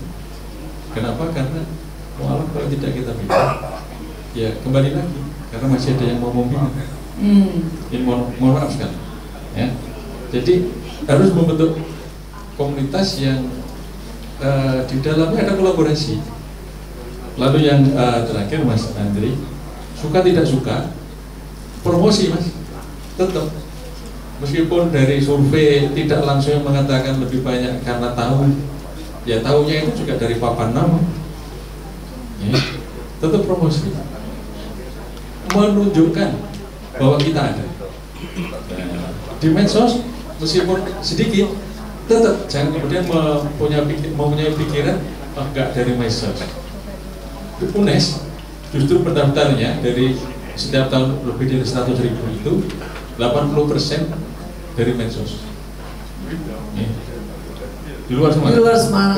Kalau Semarang tahu UNES itu di luar Semarang. Jadi tetap promosi dengan cara apapun. Dan jangan punya pikiran, oh lewat jalur itu kita tidak. Bisa jadi di situ jalan kita. Terima kasih. Terima kasih. Oke. Pak Haryanto, tanggapi tadi pertanyaan. Ya, mungkin saya akan nyambung ke Pak Edi yang tadi ceritakan bagaimana bisa partisipasi masyarakat. Saya ada kisah saja sih. Jadi ini ada penelitian lagi bikin ketok pinter. Jadi tikus-tikus itu dimasukkan dalam kotak-kotak. Terus dikasih makanan, minuman, salah satu minuman dikasih juga narkoba. Pelan-pelan dari waktu ke waktu tikusnya ngicipin narkoba, lama-lama nggak mau makan, nggak mau minum narkoba terus sampai akhirnya mati. Terus disimpulkan oleh para ahli, lah ya narkoba itu memang bahaya toh, menyebabkan nggak mau makan, nggak mau minum terus mati. Oke, kesimpulannya ternyata sudah benar. Ya ada profesor lebih cerdas, nah ini perlunya lebih cerdas dan lebih bijaksana kayak Pak Hendi ini kayak gini. Dia melihat ini settingnya salah. Ini tikusnya di kotak-kotak stres. Orang tikusnya stres ya pilih narkoba supaya nggak stres. Nah terus biar gimana? Dia nih desain eksperimennya. Dia bikinkan namanya taman tikus. Gawe ke happy kayak ayunan, makanannya banyak, kasih ayunan makanannya banyak, kasih tikus-tikus perempuan yang cantik-cantik, happy, itu dikasih makanan, minuman, narkoba, tidak ada satupun yang menyentuh narkoba. Saat tikusnya bahagia, saat tikusnya bisa memaksimalkan potensi dirinya, dia tidak milih untuk narkoba. Dia milih untuk bekerja, untuk bermanfaat. Bahkan tikus-tikus yang sudah kadung sakau dari kotak sebelumnya dipindah ke taman tikus tadi, awalnya ya masih ngicipin narkoba, terus dijak konsolnya dolan aja, ikut panser biru. Akhirnya jadi tidak narkoba. Keren banget. Artinya pejabat, pemimpin, siapapun di universitas, di kota, di provinsi nantinya harus bisa menciptakan taman tikus untuk warganya, untuk supaya bisa bekerja dengan maksimal karena mereka happy. Mudah-mudahan bisa nih. Jadi ini fungsi semacam ini harus dimunculkan. Coba kalau pemimpinnya yang harus terus kerja terus ya capek, tangannya cuma 2, harus pinjam tangan yang lainnya lagi. Nah ini menurut saya harus dimaknai. Ini betul-betul penelitian sungguhan dan terjadi sungguhan loh, bukan tidak terjadi. Ini benar-benar boleh dicek lah taman tikus kalau nggak salah. Terus kalau untuk Mas Andre soal memang harus dikombinasikan Mas sekarang, tapi percayalah saya, memang kekuatan utama bukan di medsos, bukan di flyer, bukan dimanapun. Kekuatan utama adalah word of mouth, getok tular. Getok tular. Kalau di medsos bisa secara organik, pengguna kafe kamu yang cerita nggak cuma 1, tapi 100 cerita enak tenan. Nah, angger ketok Mas Andre digratisi, waduh datang semua ya kan? Misalnya loh. Jadi harus terjadi getok tular di medsos pun harus terjadi getok tular. Kalau cuma yang bikin yang punya bisnis mau bikin 1000 konten belum tentu jadi. Tapi kalau terjadi pakai suara endorser. Endorsernya nggak disuruh pun malu ngomong. Nggak dibayar karena saking senengnya. Harus terjadi getok tular. Dari getok tularnya bukan antar di offline, tapi di online pun juga terjadi getok tular. Intinya itulah, gimana bisa terjadi getok tular memang harus ada sesuatu yang luar biasa. Baik di produknya, di pelayanannya. Tapi kalau dia hanya Instagramable, sebentar aja sudah bosen kan? Nah, artinya harus pelayanan dan terutama produknya memang enak. Kalau kafe makanan harus itu, tapi intinya getok tular. Alright. Makasih. Keren ya, Mas Tobi. Bukan lagi. Komentarin apa udah dijawab semua. Dia kan seorang anak muda. Ya, kalau nanggepin Mas Andri dulu ya. Sama sih Mas sama Pak tadi ngobrol. Nggak bisa kita cuma ngandalin sosmed aja, itu nggak bisa. Saya dulu pernah kerja di tempat hiburan malam. Nah, sosmednya udah tak kasih cantik-cantik karena saya kontennya Pak. Tapi masih sepi. Akhirnya ya kita tetap buat flyer, kita sebar di pahlawan, sebar di tempat-tempat nongkrong itu. Dan akhirnya mulai berkembang. Jadi memang benar nggak harus sosmed melulu kita ngandalin sosmed di era digital ini, tapi kita juga harus turun gitu loh posisinya. Tetap cara-cara konvensional diperlukan juga ya. Iya, bisnis ya Pak. Iya. Tapi juga target ya. Iya kan. Iya. Oh iya. Ini soalnya seperti hiburan malam harus yang relevan ya kan, nyebarnya. Oke. Kolaborasi gitu. Tadi setuju nggak tantangan tikusnya Pak? Menarik ya? Setuju. Kalau gitu ya kudunya. Dan katanya saya bisa berkembang dalam kepemimpinannya Mas Didi. Kan tantangan yang dibuat ya. Oke. Baiklah, kita ke sesi kedua untuk tanya jawab lagi. Audiens ada? Oke. Ibu Martuti. kemudian Bapak yang di depan, sama Mas yang di sebelah, 3 ya. Ibu itu benar. Itu sebelahnya Tini. Terima kasih kepada Mbak Nadia, luar biasa pemaparan dari keempat narasumber. Jadi yang saya tangkap. Perkenalkan dulu nama Ibu. Iya. Dari mana? Mantuti dari Corin Center, Lembaga Pengembangan Sumber Daya Manusia. Wih, pas kan BPSDM. Dulunya kami juga bergerak di pengembangan sumber daya manusia miliknya pemerintah Pak Hendi, Badan Pengembangan Sumber Daya Manusia Provinsi Jawa Tengah. Tapi sudah purna Pak. Tapi karena kecintaan kami terhadap sumber daya manusia, kita tetap Pak. Walaupun kami mungkin dikatakan oleh teman-teman tadi adalah Bobby Bombers.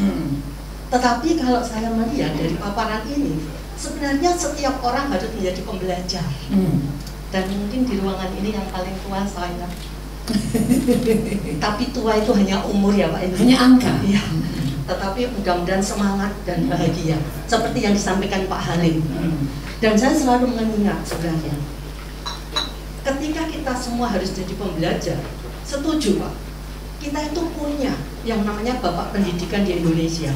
Sekolah pertama adalah taman siswa, sehingga ya kalau tikus ya taman tikus ya Pak, kira-kira gitu ya Pak. Sebenarnya saya juga luar biasa hormat saya selain Pak Endi juga Pak Martono, itu juga guru saya. Pak Martono mungkin lupa dengan saya. Waktu itu saya di kelas paling tua Pak, kelas khusus. Bahkan saya pernah menghadap beliau mau tidak melanjutkan Mbak Nadia. Pak, umur saya sudah sekian, tapi dimotivasi oleh guru saya. Sehingga alhamdulillah penguji saya juga salah satu Pak Martono. Kami bisa lulus Pak Martono.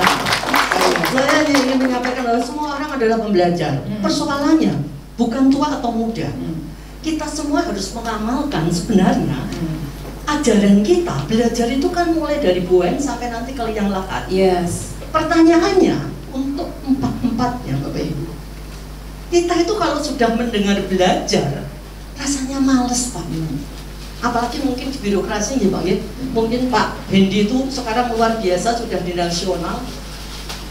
Tatarannya sudah smart government, smart city. Tetapi Pak Hendi, semuanya tadi sepakat bahwa penentunya adalah SDM. Dan SDM itu semua sepakat adalah di karakter. Lah persoalannya, agar kita mencapai itu, apakah ASN itu sudah smart? Karena kalau kita bicara smart ASN, di situ syarat dengan karakter. Mohon pencerahan Pak Hendi. Bagaimana agar nanti smart ASN. Lalu yang kedua buat guru saya yang kami hormati, Prof, rata-rata di negara berkembang itu kita ini kan harus siap berubah Prof. Berubah itu kan artinya semua ilmu harus kita implementasikan. Begitu implementasikan pasti menyentuh ranah afektif. Kenyataannya Prof, sekarang ini banyak pendidikan itu hanya sampai ke tataran kognitif. Dan non sewu kalau semua guru besar itu seperti Prof Martono keren banget.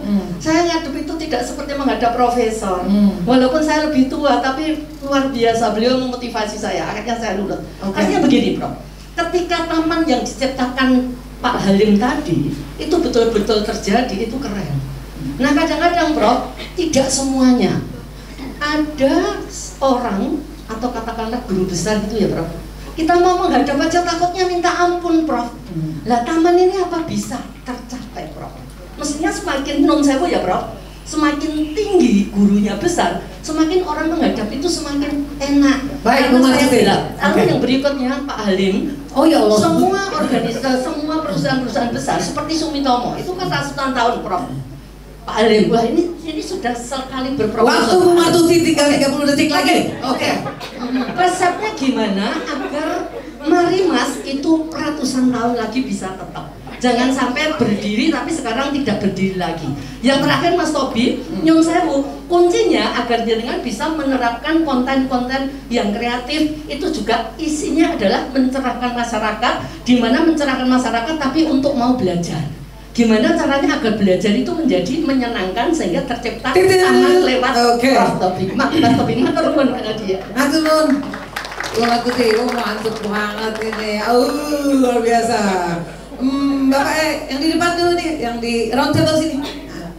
Pak baju hitam. Terima kasih, selamat siang semua. Siang. Yang pertama saya berterima kasih buat narasumber di siang hari. Mohon maaf pertanyaan perkenalan. Saya Johan. Dari Ungaran. Saya bisnismen, ada usaha di bidang otomotif dan maintenance juga. Oke Pak Johan, terima kasih. Ya, jadi Mas Hendy saya bicara seperti itu ya. Dulu kita ketemu di IMI, waktu saya dengar Mas Hendy pindah Jakarta, waduh saya bilang. Tapi saya dengar juga mau ke Bali lagi kayaknya. Makanya saya tunggu. Itu harapan kita bersama. Iya, karena benar otomotif, saya menyoroti dari segi otomotif dulu ya. Otomotif di Semarang agak ketinggalan. Memang kita punya sirkuit ejek, tapi masih kalah Mas ini sama orang Boyolali. Sirkuitnya kecil tapi kegiatannya lebih padat di sana.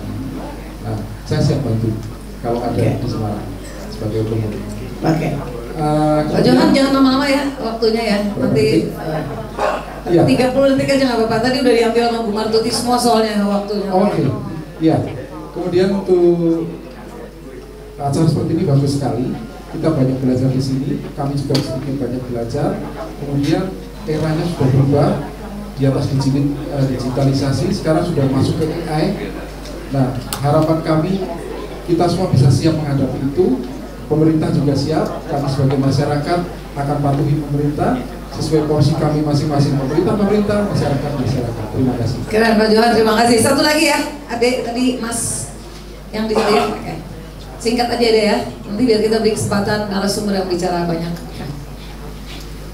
Baik, terima kasih atas kesempatannya Bu. Sebelumnya perkenalkan, saya Rizky Hengki Prasetya dari Forum Generasi Berencana Kota Semarang. Saya mahasiswa semester 6 Pendidikan Luar Sekolah Universitas Negeri Semarang. Jadi untuk pertanyaannya langsung saja, bagaimana menurut Bapak-bapak, karena dari berbagai sektor, ada yang dari pemerintah, pendidikan, wirausaha, dan influencer, bagaimana konsep becoming lifelong learning atau pendidikan sepanjang hayat dapat diintegrasikan ke dalam sistem pendidikan saat ini untuk mengatasi tantangan yang dihadapi seperti ketimpangan akses pendidikan dan kesiapan tenaga kerja di tengah perkembangan teknologi yang semakin pesat dan terus berubah. Dan bagaimana sistem pendidikan dapat memastikan bahwa individu nantinya dari berbagai latar belakang seperti sosial dan ekonomi memiliki kesempatan yang sama untuk mengembangkan keterampilan baru dan adaptif guna menghadapi disrupsi teknologi yang tiada henti. Terima kasih. Keren sekali, tepuk tangan dong buat anak muda ini ya Rizky. Singkat, padat, jelas ya, bahasanya juga kelihatan mahasiswa. Oke.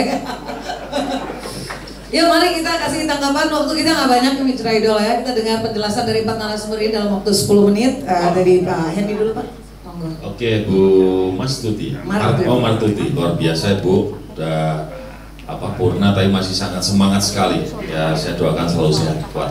Kemudian saya melihat begini Bu, bahwa gimana kalau pertanyaannya smart karakter untuk teman-teman PNS. Nah saya meminjam istilah Pak Haryanto tadi. Mesti ada sebuah target yang jelas. Kalau kepala daerah itu punya visi misi. Nah itu mesti dipastikan semua ASN-nya paham visi misi kepala daerah. Dan visi misinya menuju ke arah A, tapi ada teman-teman ASN yang ke B. Nah yang kedua terkait karakter, yang paling penting adalah bagaimana pemimpin itu bisa memberi contoh kepada bawahan. Kalau bahasa Semarang, ojo jarkoni, iso ujar, ora iso makoni. Contoh begini, saya misalnya kita ngomong integritas gitu ya, integritas ya harus jujur, harus sampai gini ya, jangan main-main dengan proyek. Tapi kalau pimpinannya tetap main-main dengan proyek ya dia akan diketawain anak buah. Dan anak buahnya itu akan semakin membabi buta. Mungkin pemimpinnya korupsi 1 miliar, di bawah itu bisa sampai 10 miliar, 20 miliar hilang. Terus gimana dengan hal seperti ini Pak Edi?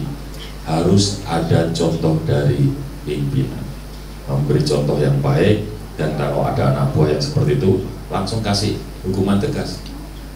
Karena di awal mestinya kita sudah bersepakat dulu, begini ya visi misi saya, oke, begini ya nggak boleh ya, begini harus dilakukan ya, begitu dilanggar itu, ya maka harus ada sebuah sanksi yang tegas supaya kemudian kebijakan kita ini dimaknai oleh semuanya adalah sebuah kebijakan yang serius untuk membangun sebuah wilayah. Gitu ya Bu. Ini saya dikejar waktu sama Mbak Nadia nih. Iya. Terus Mas Johan, sirkuit Mijen. Ini sebuah kegiatan, sebuah aktivitas yang belum selesai. Mestinya saya kepingin tempat-tempat pabrik di Semarang itu bisa dikelola oleh swasta. Saya memulai waktu itu dengan PSIS ya, Mas Tobi ya, Citarum ya. Yang di Mijen itu juga sudah saya tawarkan ke beberapa teman. Kalau enggak, kita ini pemerintah daerah, apalagi di Semarang, tidak punya keahlian dalam bidang itu. Mestinya dikelola oleh teman-teman yang profesional.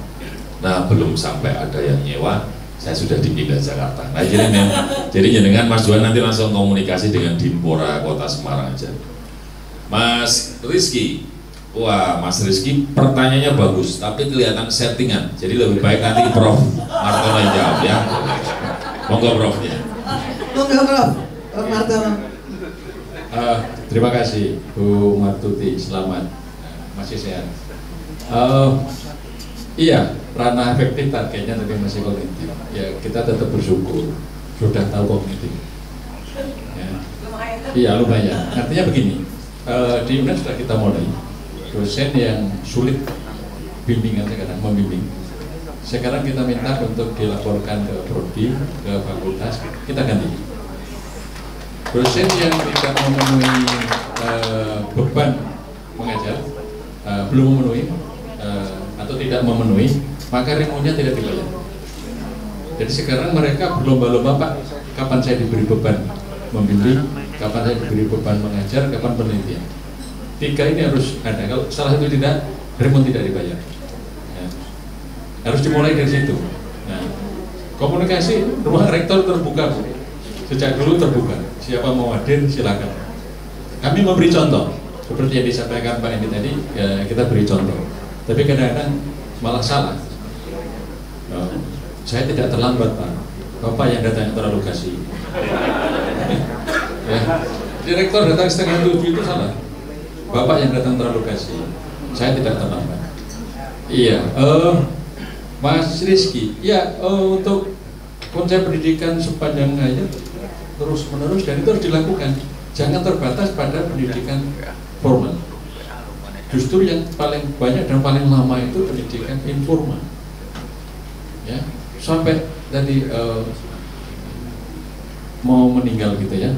Nah, ketimpangan itu kita coba untuk mengantisipasi. Meskipun beberapa mahasiswa demo itu tentang uang kuliah itu sebenarnya uang kuliah itu sudah sangat-sangat adil. Mereka yang tidak mampu bayarnya hanya 500, bahkan kita bantu.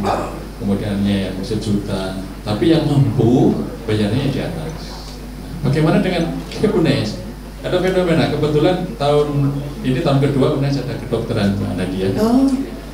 Tahun ini UKT tertinggi di prodi kedokteran itu 32 juta 1 semester. Tapi atas arahan ini kebetulan Pak Endi itu ketua MBA kami di UNES. Dulu Pak Endi juga pernah menjadi dewan penyantun di UNES. Arahannya jangan terlalu tinggi. Seketika kami turunkan, tertinggi adalah 22 juta. Ya. Dengan iuran pembangunan institusi itu, pengembangan institusi itu hanya 150 juta tertinggi, nggak sampai miliaran. Nah ini kami berharap semua bisa mengakses. Bagaimana dengan yang tidak mampu? Ada kok 1-2 mahasiswa kedokteran yang justru dapat KIP, tidak bayar, tidak keluar malah dapat uang dari pemerintah. Saya kira itu, tapi aksesnya jangan dibuka terus ya. Betul. Sebetulnya. Tapi jangan kemudian menganggap begini, loh saya kepengen kedokteran kok diterima di hukum. Itu ya terbatas. Tahun kemarin diterima 50 mahasiswa, yang mendaftar 1.300. Yang titip 2.000. Ya. Jadi ada yang tidak mendaftar juga dititipkan. Ya. Baik Prof. Ya, sudah cukup jelas ya Mas Rizky. Oke Pak Haranto Halim.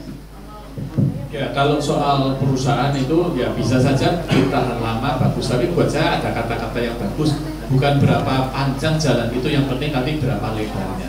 Bukan berapa tinggi kau terbang, tapi berapa dalam kau menyelam, itu aja lah. Itu mungkin. Nah kalau tadi tadi untuk Mas Rizky yang terakhir juga supaya ya tadi sekolah dan kampus adalah tempat untuk mendapat ilmu atau belajar. Benar, ya kan? Tapi kalau saya tambah satu kata-kata jadi nggak benar. Sekolah dan kampus adalah satu-satunya tempat untuk mendapat ilmu dan belajar, jadi salah. Yes. Keren banget, singkat, dalam. Terus Mas Tobi terakhir Mas. Kok terakhir? Karena terlalu dalam dan filosofis, Mas Rizky yang nanya tuh nggak bisa tidur ntar malam, maksudnya apa gitu. Mas Tobi, monggo. Ya, dari Bu Martuti ya tadi ya, belajar di sosial media. Ya Bu, benar. Jadi di sosial media itu kalau menurut saya Facebook tuh beda cara, beda orang. Instagram beda cara, beda orang. YouTube pun sama. Dan kalau tadi saran Mas, kalau di sosial media belajar ada isi-isinya dulu. Saya punya YouTube, 2 YouTube, Tobi Haidi sama Jamaah Tribun. Itu yang berbeda. Kebetulan followernya 3.000 lebih. Yang Tobi Haidi itu cerita kehidupan saya sampai kenapa istri saya kalau saya live dengan cewek itu tidak marah, tapi kalau live IG dengan cowok marah. Di situ ada ceritanya, Bu. Oh. Ada ceritanya. Kayaknya ruang sejarah gitu. Jadi bagaimana sebelum saya nikah itu seperti apa, ada perjanjian pranikah itu seperti apa, sampai istri saya sampai sekarang nggak pernah cemburu kalau saya live IG dengan cewek. Brandingnya di situ, ada branding, ada cara-cara itu. Iya Pak, gitu. Terus saya tidak punya bakat menjadi penyanyi. Di YouTube Jamaah Tribun itu ada perjalanan saya menjadi band gitu. Band yang ngangkat band basic supporter, tapi cuma ngangkatnya Semarang gitu. Ya bantu Mas Indi dulu. Ada sebuah kisah gitu, kisah dulu pernah ingin pergi dari Semarang tapi ya jadi itu ada lagu-lagunya itu banyak. Kebetulan laku saya. Instagram, saya mainan Instagram. Saya tadi kan banyak jenenge Tobi Haidi. Di era dulu saya pakai nama itu Tobi Putra Mahendra. Tak ganti waktu Covid jadi Tobi Haidi. Karena banyak orang sedih. Saya punya toko baju bola gitu, bertemakan Semarang. Di Covid yang lain nggak jual, saya laku. 1 bulan itu sampai 15, 20. Yang lain lempang gitu. Karena saya promosi, jadi selama Covid toko saya nggak buat baju, tak stok. Tapi saya mempromosikan teman-teman yang punya toko baju. Saya ambil follower di situ. Akhirnya mereka kok kualitasnya ambil ACS, Atlas City Store. Nah, makanya saya badi gitu. Nakal sih tapi itu masih strategi. Itu kreatif namanya, ada licik-liciknya dikit ya. Bisnismen. Terus saya di IG itu sering viral. Ya karena nyeleleknya saya. Saya ingin membuat orang tertawa. Ya brandingnya kita lah Bu. Kalau di Facebook itu kebanyakan kan teman-teman generasi baby boomers. Iya. Jadi captionnya beda. Beda-beda, harus tahu karakteristiknya. Mas Tobi terima kasih. Oke. Ada dulu. Mitra Idola Bapak Ibu sekalian, kita sudah sampai di penghujung nih. Kita sekali lagi mengucapkan terima kasih untuk para narasumber, tepuk tangan yang meriah, kita apresiasi luar biasa. Terima kasih Pak Hendy, Prof. Martono, Pak Haryanto Halim, dan Mas Tobi yang sudah bersama kita, mau hadir di sini di tengah kesibukannya, berbagi bersama kita, membahas topik yang kita angkat hari ini tentang menjadi pembelajar seumur hidup, becoming lifelong learner. Mitra Idola dimanapun Anda berada, saya Nadia Ardiana akan menutup acara ini. Buat Anda semua juga terima kasih banyak. Dan nanti para narasumber akan mendapatkan souvenir juga. Ada kuliner dari The Pastry tadi ya. Kemudian juga ada pasmina dari Sophie Fashion. Kemudian juga ada pizza baru datang tadi katanya masih hangat ya kan? Betul ya? Fresh from the oven. Terus ini Mbak Retno nggak datang ya? Dari produk kecantikannya ya? Nggak datang ya? Terima kasih. Oke. Jadi terima kasih ini untuk yang ngasih. Radio Idola hanya bisa memberi doa dan ucapan terima kasih ya. Mudah-mudahan para pendukung yang ngasih buat narasumber dapat berkah juga. Oke, saya tutup dengan sebuah kalimat. Kuasai dunia dengan ilmu, jalannya adalah belajar. Senjatanya adalah menulis, kekuatannya berasal dari membaca. Maka Al-Quran menyebut Iqra, bacalah. Saya Nadia Arjunata, sampai jumpa.